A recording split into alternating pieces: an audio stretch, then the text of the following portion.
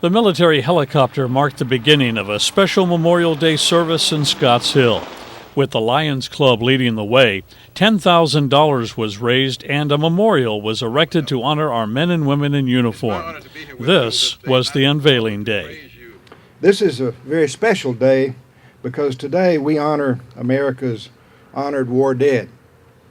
Memorial Day is designed to honor all those Americans who perished from the Revolutionary War through the War on Terror.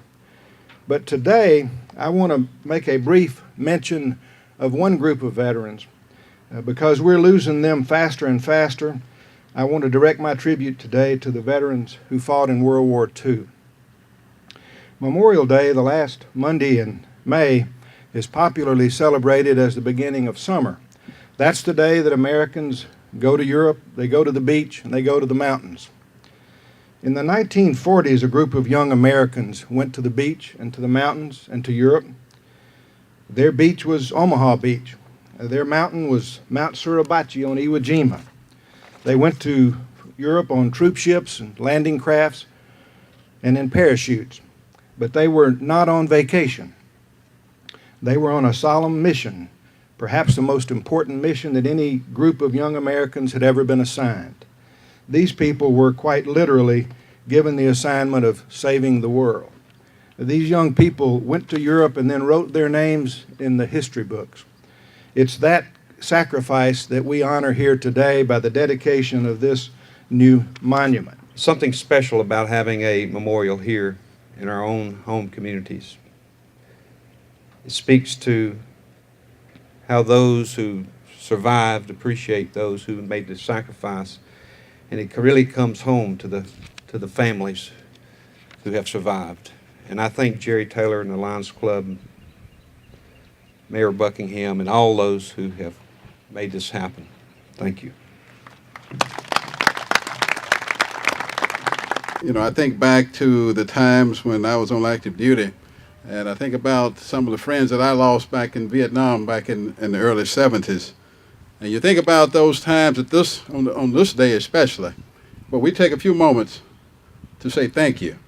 You know, those two words, sometimes that's the only thing you need to say is thank you. America has not forgotten you. I wanted to think of what they may be saying back to us if they had something to deliver and say to us here today. And I came up with this little ode. It says, "We live in a place where the mist of time conceals the vanished years. We live in a country where there's no memory, no sun or season.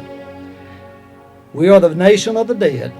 We are the veterans of wars fought on a stranger soil, and today is our day. We grew up on the cobblestone streets of cities and the flat plains of the heartlands. We were Catholic, Protestant, and Jew. We were black, white, and brown. And we carried the banner of our country across the oceans and the borders of distant countries where people spoke strange languages.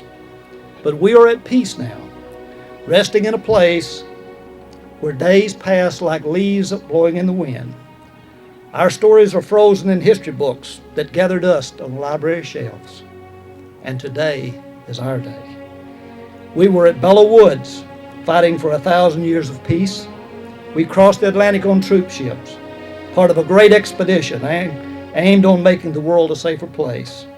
Our ghosts still stand on the wooded acres of places where we became 21 years of age forever. Our laughter and our fears were frozen into stone monuments that dot the countryside and stand as a permanent reminder of our sacrifice. And today is our day. We stood in parades suffering sweat and blood on Burma. We fought through gray dawns and pitch black nights. We carried rifles with hands meant for holding sweethearts and children. We cut through layers of jungle to get to high ground and to hold it. We stood against the enemy at Guadalcanal, and we pushed them out of Midway. We climbed mountains and we built roads with our blood. We jumped into Burma. We made our homes in foxholes that looked out over the flat, still-like waters of the South Pacific, waiting in the night while death came through the darkness like a subway train, picking up one here and there. We played taps for our brothers on Iwo Jima, and we shed tears for those who fell before us on Okinawa. We walked on frozen feet across Belgium, and we crossed the Rhine as the snow fell and colored the earth. We cracked the circle of the German army at the Bulge, and we opened the corridor right into the heart of Berlin. We came from Boston and from Pittsburgh. We were born in South Dakota, Alabama, Tennessee, and Mississippi. We worshiped in a universal church. Our skin became the same because we were all brothers under our country's flag. We were fathers and sons, husbands, mothers, daughters. We were history's gift to a grateful nation. We left steel mills and schoolrooms to fight for the luxury of peace. We left families only to have war make orphans of us.